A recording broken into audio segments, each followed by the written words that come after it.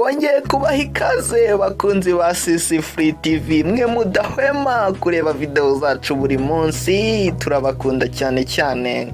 Tubahaye ikaze kandi bakunzi b'iyi kapo ya Neri Ngabo ndetse n'umukobwa wacu Dorcas. Nkuko twabibasezeranije rero, aho abagabo basezeraniye ni naho bahurira. Tugiye kubagezaho part 3 y'urukundo rwa Neri Ngabo ndetse na Dorcas.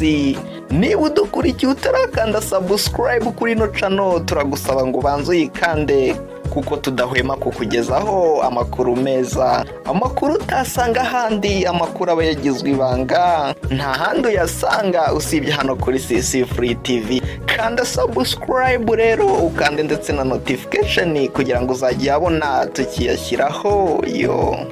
Kubarebye part 1 rero y'urukundo rwa Neri Ngabo na Dorcas, twababwiye uburyo bwatangiye, aho bahuriye, uko bahanye nimero, byose wabisanga muri part 1 y'urukundo rwa Neri Ngabo na Dorcas. Muri part 2 twabagejejeho imitoma uyu musore wacu Neri Ngabo yateye uyu mukobwa akaraboke umutima we Dorcas yo. Muri part 3 rero nkuko twabibabwiye, tugiye kubagezaho imitoma Dorcas yasubije Neri Ngabo akimara kubona iyo yari yamwandikiye nkuko twabibasezeranyije. Muri part 2 abantu benshi mwarakomplayiminze, mwararekaramye muti kuki tutabereka chats ngo namwe mwisomere, mukeka ko twaba turi kubabeshya, ariko kuri uyu munsi turaza kuzibereka, kuko ari mwe dukorera, tugomba gukora ibyo mushaka, nimwe ba boss bacu yo. Tudatinze rero, reka tujye kuri WhatsApp ya Neri Ngabo twinjiremo, niturangiza dusome izi message z'urukundo.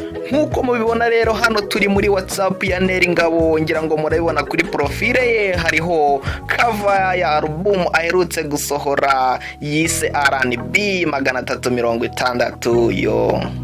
Twihuse rero, reka dusome imitoma yatewe n'umukunzi we Dorcas yo.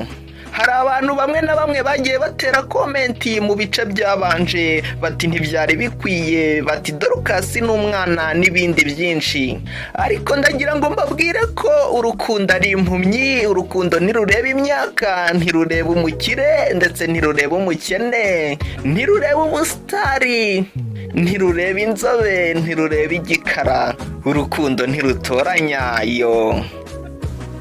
Gusa hari n'abateye komenti bavuga bati nirwongere nirusagambe. Imana ikomeze ibashyigikire, turabashimira cyane yo. Uru rukundo rwa Neri Ngabo na Dorcas ruzandikwa mu mateka, ruzandikwa mu bitabo, ruzandikwa mu mafilime, ruzakorwaho amadokumentari, ruzamamara ku isi yose like Jack na Rosa yo. Nicyo gihe rero ngo tubagezeho part 3 y'urukundo rwa Neri Ngabo ndetse na Dorcas. Turabizi ko mwari muyitegereje muri benshi, ni kapo mwakunze ndetse muzahora mukunda iteka ryose. Mwari mufite amatsiko yo kureba icyo Dorcas yasubije umukunzi we Neri Ngabo nyuma yo kubona ya mitoma iryoshye cyane ikora ku mutima. Ngira ngo abarebye part 2 murayibuka yo. Niba ukunda iyi kapo ya Neri Ngabo na Dorcas, ntugende udasize komenti y'ikikuri ku mutima, ni ingenzi cyane yo. Dukomeza kandi kubasezeranya ko amakuru yose y'iyi kapo nta handi uzajya uyasanga usibye hano kuri CC Free TV, kuko ari mwe dukorera. Tuzakomeza kubaha ibyiza yo. Twihuse rero, reka dusome imitoma Dorcas yateye umukunzi we akaraboke umutima we Neri Ngabo yo. Ni imitoma yatangiye atera yifashishije indirimbo zabo. Yatangiye agira ati nahawe ijambo kuko byemewe nawe, ndetse n'urukundo rwawe mukunzi wanjye yo. Akomeza kandi agira ati ibuye ry'urukundo wateye ku mutima wanjye niryo rikomeza kumbuza amahoro, rikambuza kugoheka, sinyigoheka mukunzi wanjye, ndarangutekerezaho ijoro ryose yo. Yakomeje kandi agira ati simpagarara kugutekerezaho isegonda, buri munota, buri saha ndetse na buri munsi mba ngutekerezaho mukunzi wanjye yo. Yakomeje kandi atera umukunzi w'imitoma yifashishije indirimbo ye yitwa Byakoroha. Yakuyemo amagambo ayakoramo imitoma maze ayitera umukunzi we. Ni amagambo agira ati: byakoroha guhindura inyanja ubutayu, byakoroha kuvanga amazi n'amavuta. Ati mbere yuko ngira igitekerezo cyo kukwanga, umuriro wabanza ugatoha, imvura ikagwa izamuka. Muri kakajwi ke keza mukunda muri benshi yo. Yakomeje kandi agira ati: nihagira ukubwira ko agukunda kundusha, ati uzamuhungire kure kuko azaba akubeshya mukunzi wanjye yo. Ati ntawagukunda kundusha, ninjye ugukunda kubarusha. Ati nzagukunda kugeza ku iherezo, ndetse no mu bundi buzima tuzabana mukunzi wanjye. Yakomereje kandi mu ndirimbo y'umukunzi we yitwa Sawa, naho agira imitwe makuramo ayitera uyu mukunzi we Neri Ngabo. Yagize ati: hari igihe mfata telefone nkaguhamagara kugira ngo gusa numve halo, numve iryo jwi ryawe ryampogoje yo.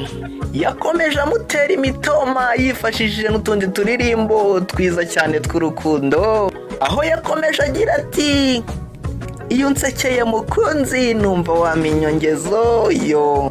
Ati kandi amagambo yawe andyohera kurusha isambusa. Ati ngenga ukunda byo gupfa, iyo turi kumwe mba mfite umurinda nkuba. Murajye mwumva namwe urukundo rugeze aharyoshye, bari mu munyenga w'urukundo yo. Tukwibutsa kandi ubaye udukurikira utarakanda subscribe kuri no channel ya Sisi Free TV, turagusaba ko wabanza ukayikanda kuko tubafitiye ibyiza byinshi tuzajya tubagezaho buri munsi. Tuzabana namwe kugeza ku ndunduro yo. Tubibutsa ko iyi dukomeje kumva ari imitoma Dorcas yateye Neri Ngabo nyuma yo kubona iyo yari yamwandikiye. Abarebye part 2 murayizi, nutarayireba nawe agenda yishake guhera kuri part 1 tuvuga iby'urukundo rwa Neri Ngabo ndetse na Dorcas. Dorcas rero yakomeje agira ati: Adonai azabana natwe iteka ryose, azaduha umugisha kugeza ku mpera z'isi. Mu gihe uzaba ukinkunda nanjye nkigukunda, ati kuko ari papa azabikora yo.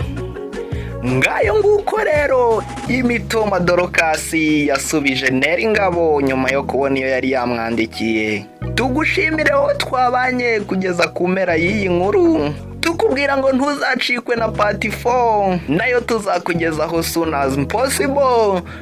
Nutwemerera ugakanda subscribe ndetse ugakanda na notification, ntago tuzigera tugutenguha. Njye mwumvaga nari Kalisa Sisi, Imana ikomeze ibahe umugisha utagabanyije. Ciao ciao, turabakunda cyane cyane, bye.